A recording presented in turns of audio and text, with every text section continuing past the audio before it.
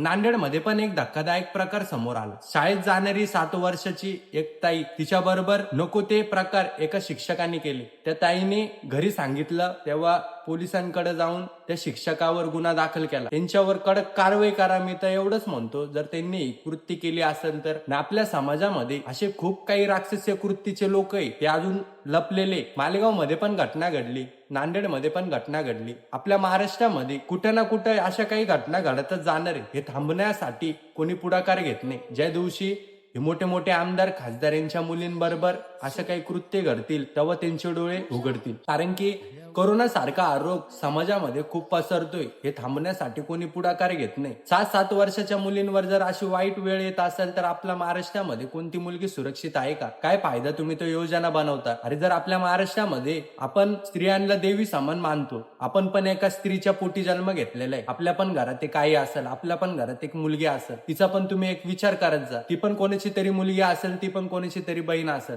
या 7 वर्षाच्या चिमुकलीवर पण तसाच वेळ आलेला आहे। उद्या उठून मुलींवर असे वेळ येतील तर काहीतरी कायदा नवीन करा, आणि जर असे काही राक्षसीय कृतीचे लोक असतील तर त्यांना कडक शिक्षा यांना द्या, आणि लोकांना पण दाखवा। कारण की समाजातले लोक मुलींवर अत्याचार करणारेच हे कुठेतरी थांबायला पाहिजे। यासाठी हा व्हिडिओ बनवतोय। या व्हिडिओला लाईक नाही केला तरी चालेल, पण हा व्हिडिओ जास्तीत जास्त माझ्या ताईंना पाठवा।